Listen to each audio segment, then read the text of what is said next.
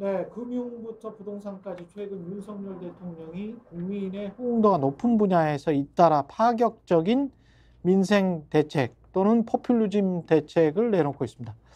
그러나 법 개정이 필요한 정책이 많은 데다가 총선을 석 달도 남기지 않은 상황이라서요. 예, 여러 비판이 있습니다. 우석군 경제학자 모시고 윤석열 정부의 정책들 문제는 없는지 짚어보겠습니다. 안녕하세요. 예, 예. 안녕하세요. 좀 이렇게 나오시기 전에 쭉 뉴스는 보셨을 테니까 예, 예, 예. 어떤 주요한 눈에 띄는 정책들이 있었습니까? 조금 전에 인사하실 때 예, 파격적이라고 그랬잖아요. 그렇죠. 예. 파격적인 게 아니고 이거 파괴적인 거예요. 파격적이 아니고 파괴적이다. 이게 약간 자학적인 거예요. 자학적이다. 자기 심지어. 파괴적. 그러니까 대통령은 행정부를 총괄하는 사람이잖아요. 예, 그 행정부가 총괄하는 거는 국민 경제라는 건데 예. 국민 경제가 가정 살림이랑 다를 게 없어요. 그 에코노미라는 얘기도 라틴어로 에코, 죄송합니다. 라틴어 써서 예. 에코가 집이고 그렇죠. 노모스가 관리거든요. 예. 그러니까 집을 관리하는 건데 이게 가장이 돈 벌어올 생각을 안 하고 이렇게 옆집에도 퍼주고 막 예. 우린 뭐 먹고 살아 이런 거거든요. 아, 그러니까 이거는 지금 이렇게 나와 있는 이 모든 것들이 민주당이나 예. 그리고 지금 야당이 일방적으로 만든 게 아니에요. 예. 다 합의해서 된 거거든 지금까지. 기존의 시스템은. 네. 예. 그럼 지금 국내 우린 반대 아니죠. 다 찬성하고 네. 속도나 이런 것까지 다 합의가 돼서 있던 건데 왜 만들었겠어요. 그게 나름대로 다 필요하니까 만든 건데 그렇죠. 그걸 막 파괴하잖아요. 예. 그래서 제가 이거 고민이 너무 많았어요. 이게 검사 정권인데 군사 정권 때는 어떻게 했나. 그 옛날 자료까지 막 찾아봤다니까요. 예. 그리고 사람들이 싫어하잖아요. 예. 전두환 싫어하는데도 전두환은 경제 지표는 다 잘 나왔어요. 예. 그러니까 전두환하고 그럼 검사랑 뭐가 다르냐. 보니까 군인들은 로지스틱이라고 하는 조달이 되게 중요하거든요. 병참. 예. 예. 그러니까 이 작전 나가면 장병들 먹이고 재우고. 그렇습니다. 그렇습니다. 그게 엄청 중요한 작전이거든요. 근데 검사들은 보니까 출근만 하면 돼요. 그 뭐 특활비나 뭐 업무 추진비가 다 나오니까 엄청나게. 아, 이 사람들 직업적으로 살림을 안 해봤구나. 그런 생각이 들죠. 그러네. 그러니까 그러네요. 군인들은 뭐 우리는 싫어할지 몰라도 사실은 살림을 많이 해본 사람들이에요.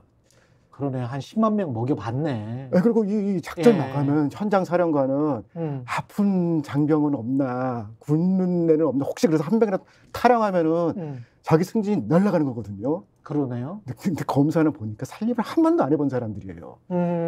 그래서 아, 이게 이 군사 정권 때도 그래도 경제는 웬만큼 갔는데 이 검사 정권에서는 망했다. 이 살림 안 해본 사람들이 이 가장이나 혹은 이 혼자 살아도 마찬가지예요. 네. 벌어오는 돈을 어떻게 할 거냐. 이게 제일 중요한 거거든요. 근데 나는 안 벌어도 괜찮아. 사람들이 다 박수 쳐주면 돼.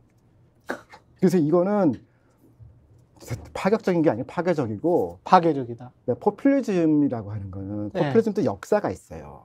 그래서 이제 사람들이 좋아할 거를 하는 건데 이거는 자기가 좋은 거라서. 근데 보기 이게 막 조물주 같은 거예요. 나르시즘인가? 보기에 그러니까 신이 이렇게 세상을 만들고 창조주가 참 보기에 좋았더라 했잖아요. 그랬죠. 검사들이 보기에 참 좋더라라고 하는 그런 거라서 이게 이때 좀 이따가 이제 말씀하면 이 작동 안 해요. 작동 안 할 것이다. 네. 이대로 해도 작동도 안 하고 일단 할 일도 없고 그냥 작동하기가 되게 어려워요.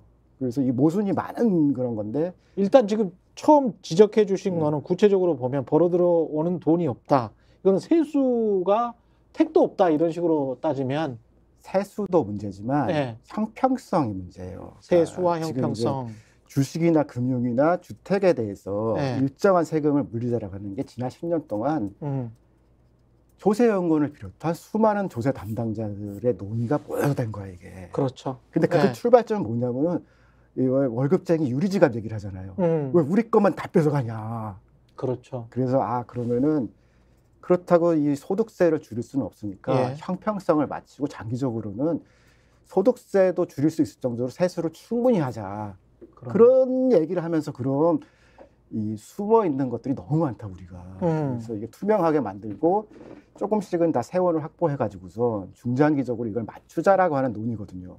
이거 다 털어주고 나면은 월급쟁이들 월급만 남아요. 그러네요. 근데 그것만 봐도 자기들도 이렇게 생각해 보면 이게 안 맞잖아요. 그래서 담배세를 올려야겠다. 그러면서 이상한 이론을 내는 거예요.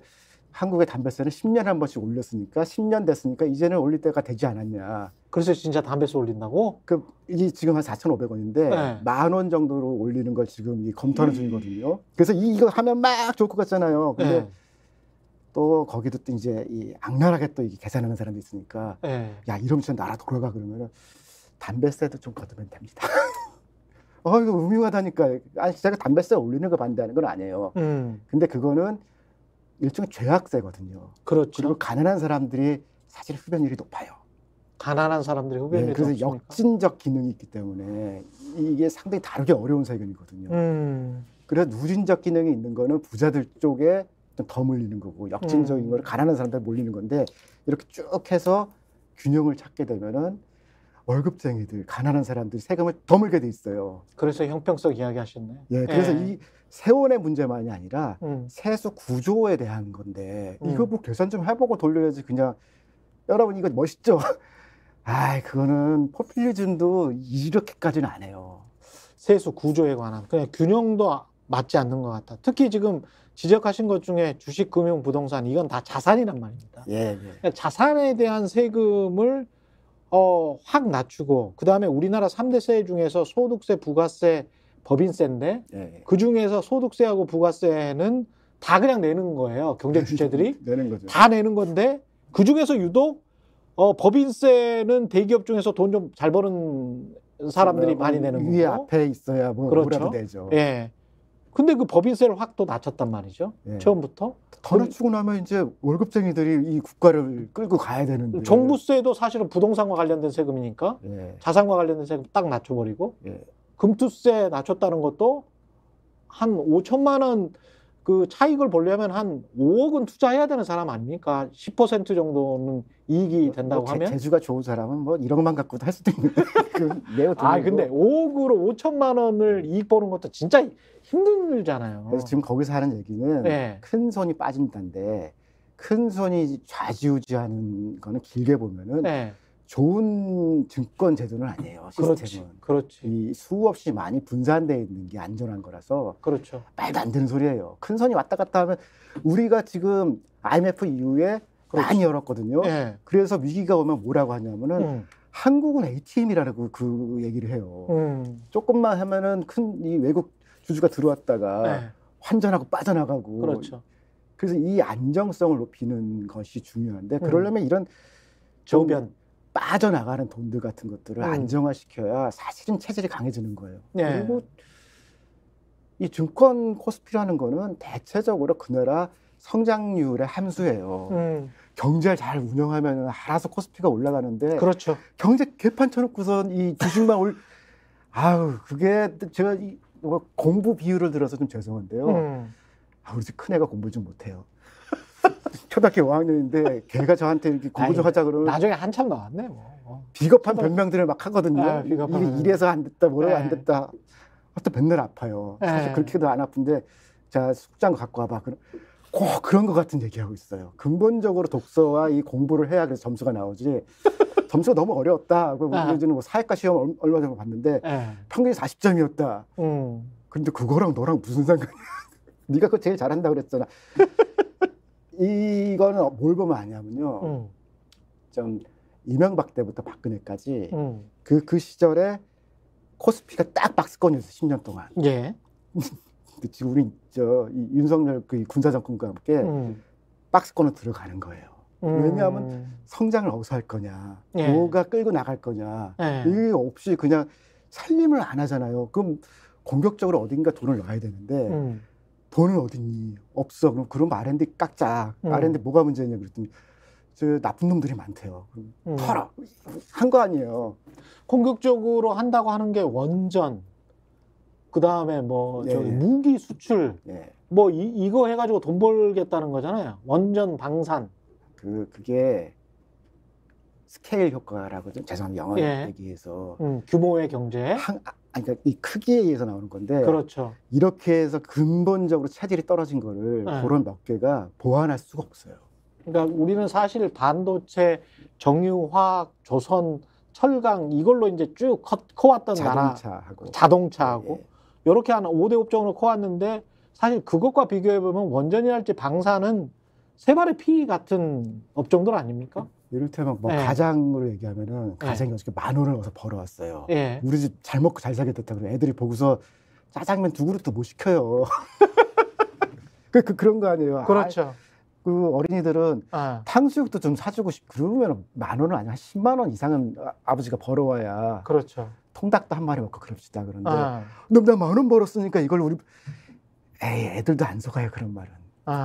그래서 지금 이 국민 경제라는 규모와 이런 살림으로 보면은 지금까지 갖고 왔던 틀을 파괴하는 거예요. 근데 군인들도 안 했던 일을 하는 거라는